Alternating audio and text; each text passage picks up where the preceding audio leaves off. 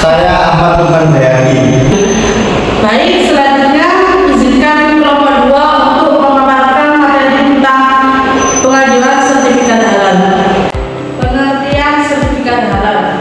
Sertifikat halal adalah bukti tertulis bahwa suatu produk telah dinyatakan halal oleh BPJPH berdasarkan fatwa MUI atau lembaga berwenang lainnya. Sertifikat ini berlaku selama tidak ada perubahan bahan atau proses produksi.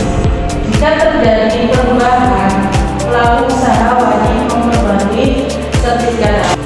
Tujuan sertifikat halal yang pertama yaitu memberikan kepastian hukum bahwa produk tersebut halal. Yang kedua, menjamin kehalalan bahan dan proses produksi. Yang ketiga, meningkatkan rasa aman dan nyaman bagi konsumen. Yang keempat, membangun kepercayaan konsumen terhadap produk.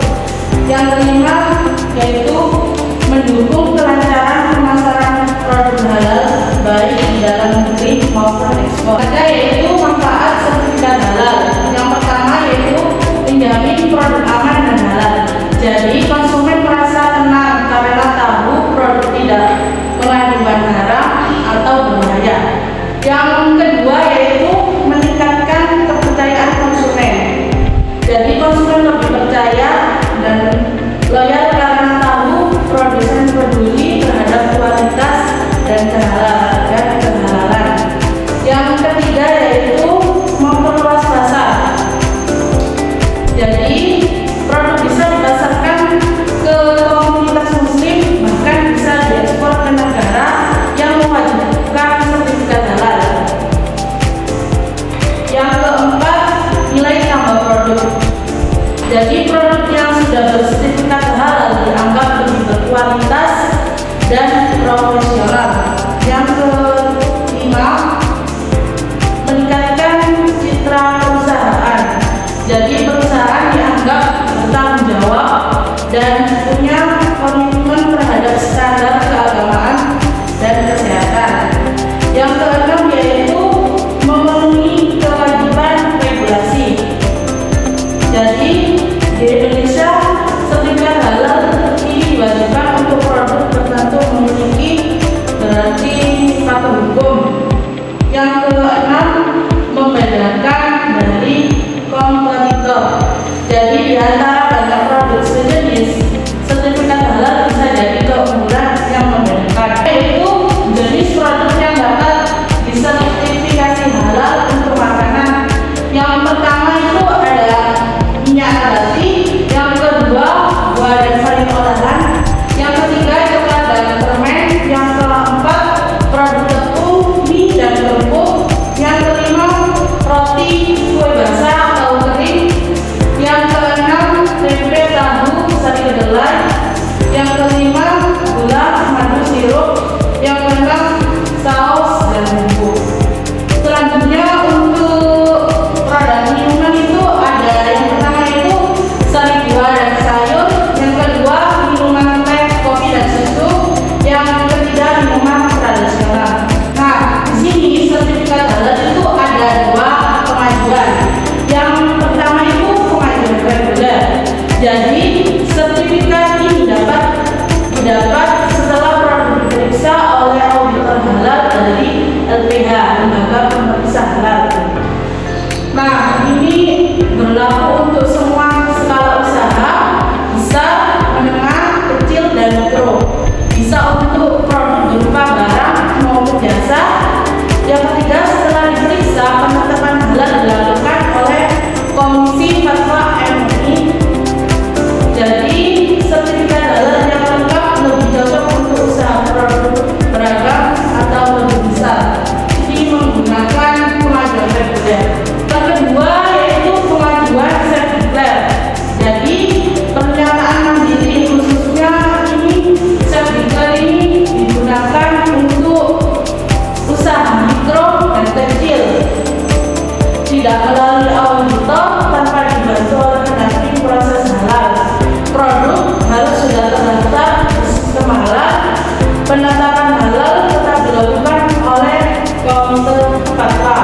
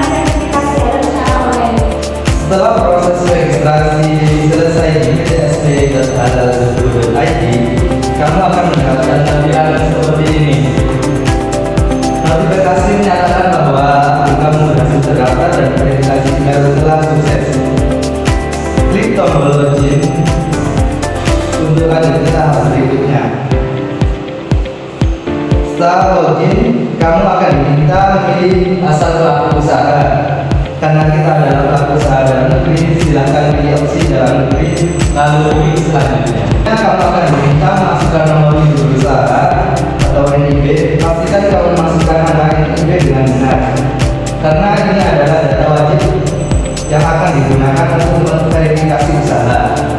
Jika NIB sudah benar, kamu akan diarahkan ke dashboard Si Halal. Di sini akan muncul kolom pengumuman dari sistem. Silakan dibaca dulu, lalu klik ikon silang klik di pojokan atas untuk menunjuknya. Langkah selanjutnya, klik menu lampu usaha di sisi kiri layar, lalu klik ubah untuk memulai melengkapi informasinya seperti nama usahanya apa, alamatnya di mana, status UMK, dan model bisnis dan lainnya. Coba untuk mengisi data penanggung jawab dan aspek legal, masukkan nama penanggung jawab, nomor kontak, dan email. Kemudian tambahkan dokumen legal seperti NIB dan NPWP. Jika sudah, klik simpan. Selanjutnya kita isi data pabrik, tetapi penanggung jawab dan legalitas. Jangan lupa untuk mengisi data penanggung jawab dan aspek legal. Jangan lupa untuk mengisi data penanggung jawab dan aspek legal. Masukkan nama penanggung jawab, nomor kontak, dan email. Kemudian tambahkan dokumen legal seperti NIB dan NPWP. Jika sudah, klik simpan. Selanjutnya kita isi data pabrik. Masukkan informasi lokasi pabrik, provinsi, kabupaten, serta pilih status pabrik. Misalnya milik sendiri atau mitra. Klik tombol untuk menyimpannya. Tambah penunjukannya. Tadi lengkapi data outlet atau lokasi penjualan produk. Tulis nama outlet, alamat lengkap, kota, provinsi, dan kode pos. Setelah semua terisi, klik tambah. Yaitu mengisi outlet. Outlet itu adalah tempat dari pelaku usaha. Di sini ada contohnya, yaitu pelaku usaha yang berada di Karangmadang seperti itu. Next. Nah, selanjutnya yaitu melengkapi data dari penyedia halal yang terdiri dari nomor KTP, terus nomor HP, tanggal pembuat pengajuan dari pelaku usaha. Yaitu adalah surat keputusan penetapan dari halal tadi. Kalau sudah mendaftarkan pasti mendapatkan yang namanya surat keputusan penetapan penyedia halal. Di sini ada nama, terus jabatan, nama perusahaan, dan nama-nama penyedia halal sebagai berikut. Yang pertama, proses ketika mengawasi produk halal.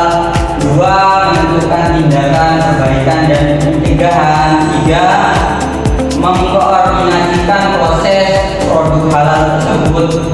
Yang keempat, mendampingi auditor halal saat pemeriksaan produk.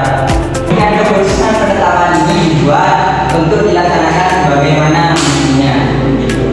Selanjutnya yaitu klik simpan. Tadi setelah input data, jangan lupa klik simpan perubahan data yang sudah dimasukkan tadi. Sebelum itu diusahakan untuk mengecek data-data yang sudah diinput, diusahakan semuanya benar seperti itu. Kemudian lakukan pengajuan pendaftaran dengan memilih pengajuan self-declare. Lalu klik buat pengajuan. Lengkapi kuesioner yang ada di tampilan layar. Setelah itu disimpan. Nah, setelah disimpan, nanti ada tampilan yang seperti ini. Ada pengajuan dari produk, antara lain formulirnya yaitu nama orang yang mengajukan, jenis usahanya, terus data-data juga seperti nomor KTP dan lain sebagainya. Selanjutnya yaitu melengkapi kolom pelaku usaha. Di sini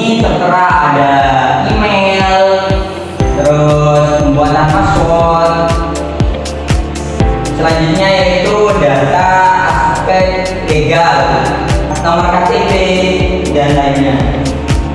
Nah, selanjutnya setelah tadi isi akan menampilkan tampilan yang seperti ini, data pemilih halal, dan setelah itu pilih tambah. Kolom tadi selanjutnya yaitu melengkapi kolom-kolom pengajuan, pilih kode daftar atau fasilitasi dan data lainnya. Nah, ini selanjutnya setelah selesai yaitu ada tinjauan surat permohonan dan surat pernyataan apakah sudah sesuai dengan data yang pengaju input atau belum sesuai. Jika belum sesuai, disesuaikan dulu. Setelah itu klik simpan perubahan. Yaitu melengkapi kolom pabrik atau outlet tempat pelaku usaha dan dicek kembali apakah sudah sesuai atau belum. Itu Kita akan menjelaskan tentang melengkapi kolom bahan dengan klik tambah. Nah, ini semua diisi. Minimal bahannya di input sebanyak 3 bahan, terdiri dari bahan cleaning, agen, dan kemasan.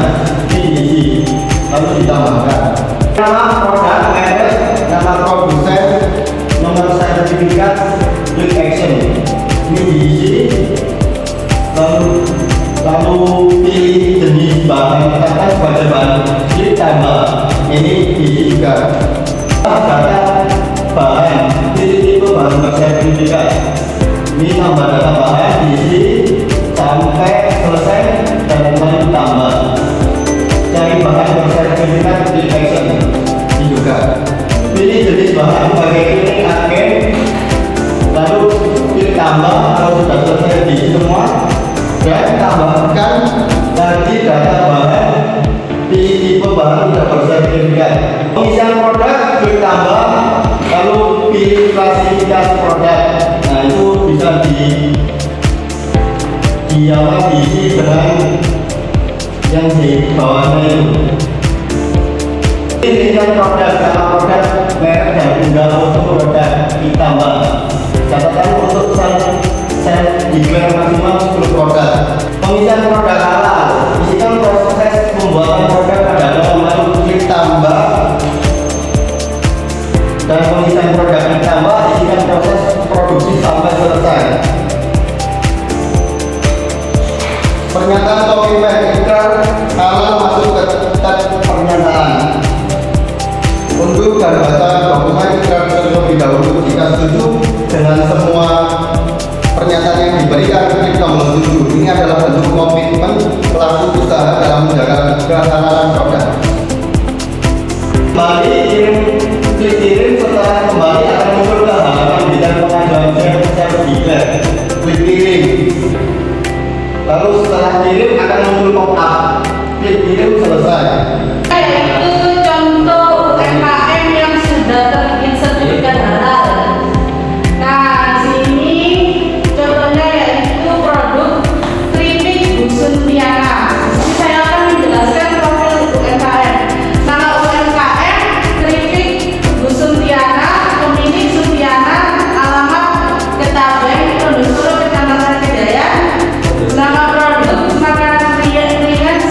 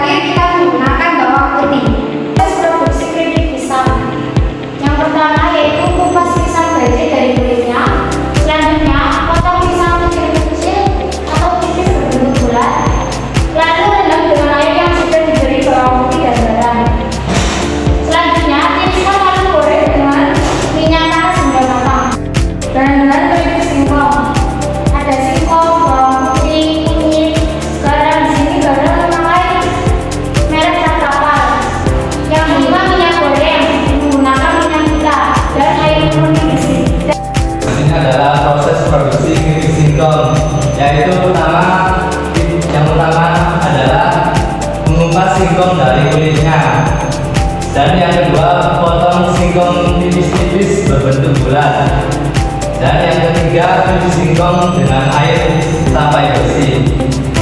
Dan yang keempat, masukkan ke dalam air yang sudah diberi bawang putih, kunyit, dan garam untuk perbumbuannya. Dan yang terakhir, tiriskan lalu goreng singkong dengan minyak yang panas hingga matang. Jalur self declare UMK atau produk sederhana. Untuk pelaku usaha mikro dan kecil yang memenuhi syarat self declare deklarasi halal mandiri melalui BPJPH, waktu prosesnya itu sekitar 12 hari kerja jika semua persyaratan lengkap dan lolos verifikasi.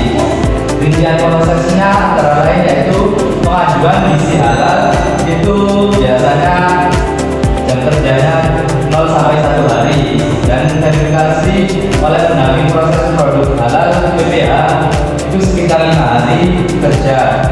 Dan yang ketiga, penetapan halal oleh komite fatwa 5 hari kerja. Dan yang terakhir, penerbitan sertifikasi halal oleh BPJPH-nya itu biasanya 2 hari kerja.